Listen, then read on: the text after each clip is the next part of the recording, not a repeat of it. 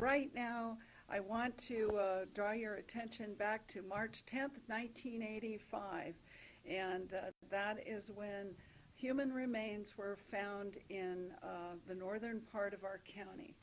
And I'm going to hand this very quickly off to the detective who was given this cold case. It is a cold case, 37 years old. She was handed this case in March of 2021 and asked to try to develop leads or anything actionable out of this. And here we are today. So you can see that none of this goes down quickly. It certainly doesn't take place overnight. But this is a development that we here at DASO are just very, very pleased to be able to tell you about today in more detail. Also, by way of explanation, we're going to have some partners in this join us on this Zoom, via Zoom, to this particular press release, because they are certainly a major part of this effort for us as well. So without further, I want to introduce you to Detective Melissa Aguillo. She has been with us 7 years, and she has been in detectives about a little over 2 years, I believe. So I'll introduce her, and she can take it from here. She's going to give you some good facts.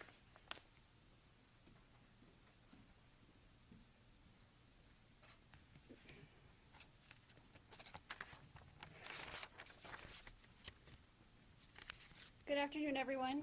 Thank you all for being here. As the sheriff mentioned, my name is Melissa Aguillo. I'm a detective with the Dona County Sheriff's Office assigned to our Criminal Investigations Division. I'd like to go over a written statement I prepared for you all today in regards to this case.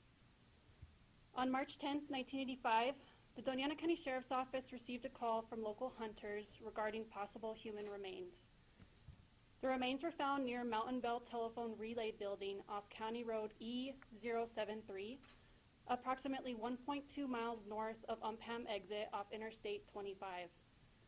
The remains were believed to be of a white female, estimated to have been between 16 and 19 years old at the time of her death. She was approximately 5'2" tall, with blonde to light brown hair. The unknown female was found wearing a 3/4 sleeve sports jersey with Wilson imprinted across. In the initial stages of the investigation, it was determined that the female likely died 3 to 6 months prior to being located, thus making her estimated date of death between September 10, 1984 to January 10, 1985. Over the course of the next 37 years, the identity of the female remained unknown. Investigators continued to follow leads, including looking at numerous missing person cases. However, all the leads were determined to be dead ends. On March 10, 2021, the case of Jane Doe was assigned to me with the hope that new technology and investigative tools could lead to the answers that had long eluded this case. While reviewing 3 decades worth of case files, I was contacted by Ainsley Cotter with the National Center for Missing and Exploited Children. She was able to offer DNA resources for unidentified cases. In collaboration with the Dona County Sheriff's Office and the New Mexico Office of Medical Investigator, the left femur bone of Jane Doe was submitted to Estrella Forensics. DNA was extracted from approximately 155 milligrams of bone powder. So picture a sample size smaller than a 200 milligram tablet of ibuprofen to test. Estrella used groundbreaking technology that can use the best data from the worst samples for use in genetic genealogy. The process was successful, and the DNA results then were submitted to Innovative Forensics Investigations to build out a genealogical family tree. The collaborative work led to answers, and after more than 3 decades, we're proud to announce Jane Doe has officially been identified as 16-year-old Dorothy Harrison. So researching into Dorothy Harrison's disappearance goes as follows, and this is kind of what we know as a timeline. Dorothy was approximately 5'1" in height and weighed 95 pounds. She had light brown hair, green eyes, and a medium complexion. Her nostrils were not even and were considered lopsided. She had a small scar on the bow of her mouth and often wore heavy eye makeup. Dorothy Harrison, 16, leaves her home in Wichita, Kansas on Thursday, July 25th, 1984, around 5 p.m. Dorothy's family reported her missing at that time. When she was last seen, she was getting into a vehicle that was described as a big, tan, long car. Dorothy was picked up by two unknown females, described as a white female and a black female, both older. Sometime in the beginning of August 1984, Dorothy calls her family and says she's in Los Angeles, California. At that time, we know the 1984 Summer Olympic Games, number 23, were taking place in LA, beginning July 6th through August 12th of 1984. Weeks later, approximately late August, early September 1984, Dorothy calls home again saying she's in El Paso, Texas, and is on her way back home to Wichita, Kansas. No one hears from Dorothy after this last phone call. Dorothy was likely killed between September 10th, 1984 to January 10th, 1985. Dorothy's remains are located in Dona County, New Mexico, approximately 50 miles north of El Paso, Texas, on March 10th, 1985. Dorothy's case has been classified as a homicide, and the cause of death has yet to be determined. The Dona County Sheriff's Office continues to seek information from the public regarding this case. If you have information about Dorothy Harrison, or you believe you encountered her between July 25th, 1984, and at the time of her homicide, please contact the Dona County Sheriff's Office. On behalf of the Dona County Sheriff's Office, we send a special thank you to the National Center for Missing and Exploited Children, Estrella Forensics, and Innovative Forensic Investigations who helped make today's announcement possible. For that, I'd like to proudly introduce Ainsley Cotter with the National Center for Missing and Exploited Children. Thank you so much, Detective. My name is Ainsley Cotter, and I'm with the National Center for Missing and Exploited Children. The National Center is a nonprofit organization that provides law enforcement, families, and communities support for missing, unidentified, and exploited children cases. The forensic service team at NCMEC works extremely hard every day to help facilitate resources that may be the key to giving a child their name back. The reality is that cases like Dorothy's happen way too often. At NCMEC, we are currently working to find answers in over 650 unidentified deceased child cases throughout the United States. NCMEC sees how powerful collaboration can be. Advancements in DNA and genealogy are evolving the search for answers and finally giving names back to unidentified child victims. We applaud the Dona County Sheriff's Office and everyone who is involved in this case for their hard work. We also send out our heartfelt condolences to Dorothy's family as they process this difficult information. The reason we are here today is because no one ever gave up. The work that continued for over 3 decades never wavered, and it's the reason why we are here today. We urge anyone who knows anything about Dorothy's case to come forward with any information they might have. Thank you so much. At this time, I'd like to turn it over to Ed Green with Estrella Forensics. Thank you, Ainsley, and thank you, Detective Aguillo. I would like to echo the sentiments, the admiration for the Sheriff's Department for not giving up on this case, and just briefly describe our role and what Estrella Forensics does generally. We are a small company, commercial operation that operates to generate information from difficult DNA samples using technology that we've developed that is new and can allow for forensic investigation from samples that did not previously have a chance for this. Specifically, we specialize in extracting DNA from bones and rootless hair.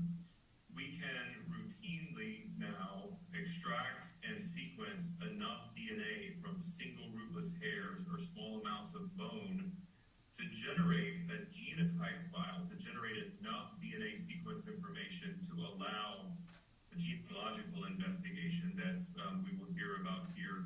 This in forensic investigations often can be enough to help identify a suspect, and in the case of missing persons, to help identify them.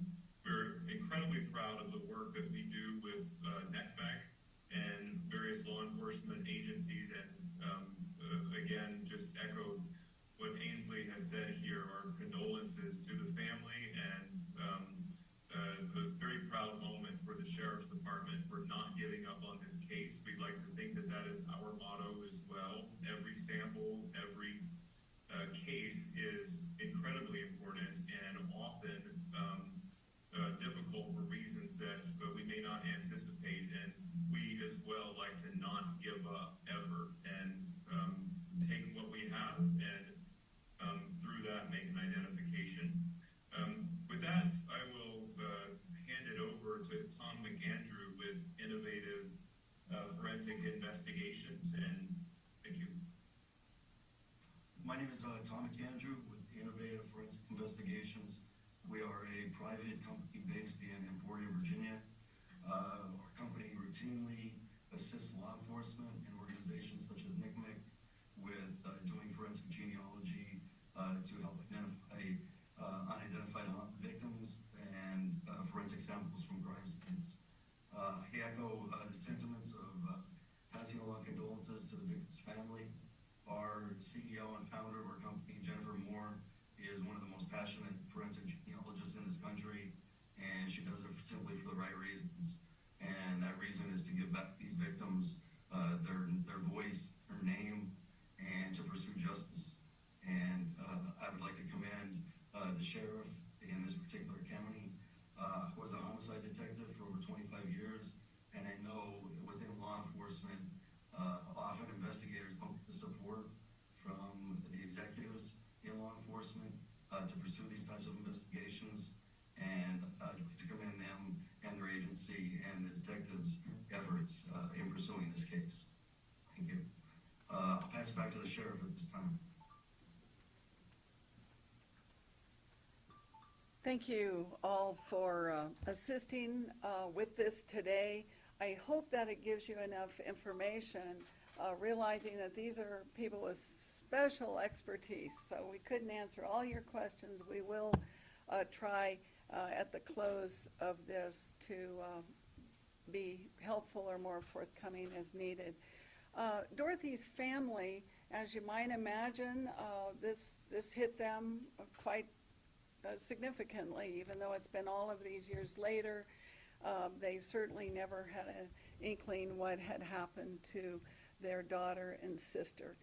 Dorothy's family is now comprised of her mother is still living, as well as 5 siblings, and they do not want to be identified beyond this. They live in small towns in the Kansas area, and they wanted some time to really take this into consideration. They're also working to get Dorothy's remains back to Kansas for a burial. They asked me to read this statement to you. This is from her family. Dorothy was a typical teenager. She was only 16 years old when this horrific crime happened to her. Like most teens, she was sometimes unhappy at home and easily influenced. She left home with some people she thought were her friends, and we never saw her again.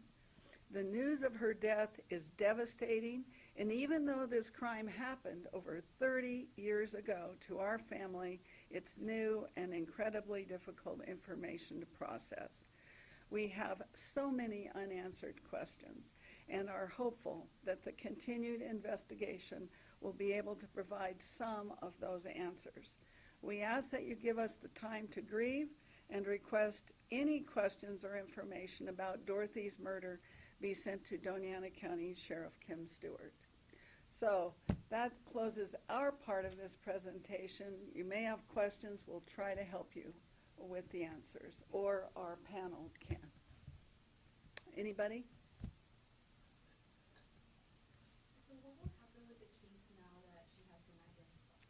Well, we're going to follow leads. I want to bring up something that seems insignificant, but it shows you what technology can do. This was a huge event through DNA and familial ancestry searching, no doubt. Yesterday, because of GIS mapping, we now have a better location of where Dorothy was found. So it just goes to show you that in these number of years, all sorts of technology has actually improved and given us access. So as of yesterday, we were looking at the location more accurately than ever before. 37 years ago, all we had is detectives or deputies responding, say, well, it seems like this many miles north of Upton, Upham Road, or this many miles east of I-25. Now we have a very, very specific location. So when you ask what will happen, we're going to follow these leads. This is hopefully going to her hometown or to the Wichita, Kansas area today. We hope that this will, along with her photo, along with pictures of her clothing, ring a bell with someone who is still alive, or someone who remembers her, or someone who remembers her last days. I think we've seen enough of this across the country now since 2018 that things do get uncovered and cases do get solved. So just overnight, we found out a little bit more information than we had before. So we're very hopeful this is going to provide new leads, and wherever those leads take us, we will go. We will follow up. Justin? Can someone talk a little bit more about the DNA extraction process and just kind of explain how that works? Yeah. Sure, I can take that. In this case, and generally, there are methods for recovering DNA from bone remains and, as I said, rootless hair that are largely adapted from the technology that's been developed for ancient DNA, for getting DNA from bones that may be 10,000s of years old.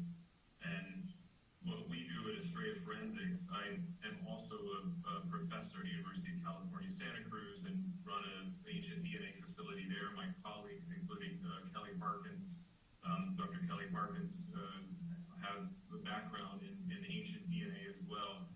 In that field, the technology has developed to extremely efficiently recover DNA from very small samples. And we have learned enormous amounts about what the DNA is like in bone samples. It's typically very fragmented, present in very minute quantities, but there's technology for recovering it, which involves just dissolving the bone powder and putting the DNA in an aqueous solution and having it bound to silica beads. Then you can wash away all the other things. Then one has a very small amount of very fragmented DNA, very tiny pieces, but billions and billions of these very tiny pieces can be recovered even from a few milligrams of bone powder. That, then, we have some technology for converting it into a form that can be sequenced on a DNA sequencer, which means chemically modifying it so it can be loaded on the sequencer.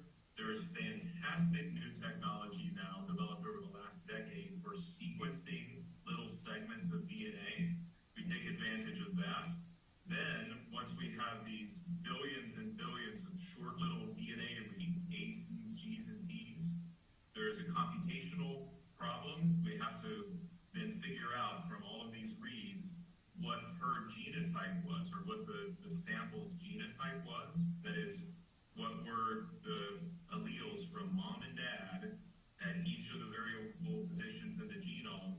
And we have fantastic computational methods for doing that. The end of this process is a file like one would get from 23andMe or Ancestry or one of the direct-to-consumer companies, where you would spit in a tube and they take DNA out of your saliva. But the input is very different. It's a very, very tiny amount of, in this case, a decades-old bone converges on this genotype file. along to the experts at innovative forensic investigations, and Tom and his team do their magic. And one of the our desires today too was to share this not only with our community and with Dorothy's family, but also to share it statewide, that this is available. This DNA processing and familial ancestry searching is available. You have to seek it out. I've mentioned our own interest with rapid DNA. We are very committed to utilizing technology of today, 2022, to solve crimes.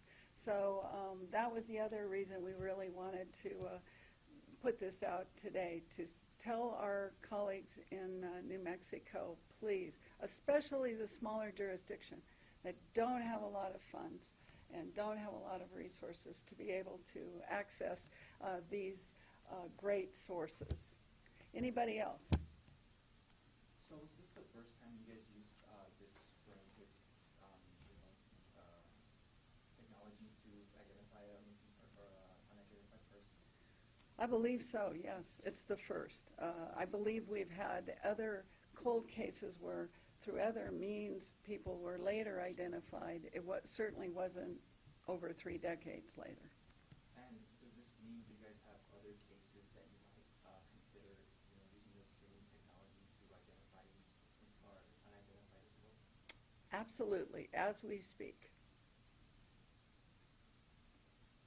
Justin? Just to kind of nail down the timeline here, so do you believe she left Wichita to go to the 1984 Los Angeles Olympics? We don't know exactly that. We just know that the family was reporting back. She was in Los Angeles, and it was timely with the Games of the Olympics at that time. We really do not know. Did they tell you anything about why she might have come to this part of the world?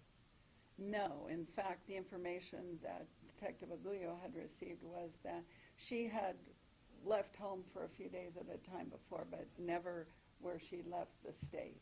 So this seemed unusual, although they didn't really know. They were surprised that she ends up in New Mexico and then by way of California. So it wasn't totally out of the ordinary for her to go off a day or two with friends or someone. Anybody else? Okay. Thank you all for coming, and it's just great that when we request you appear that you do. It helps everyone. Thank you again.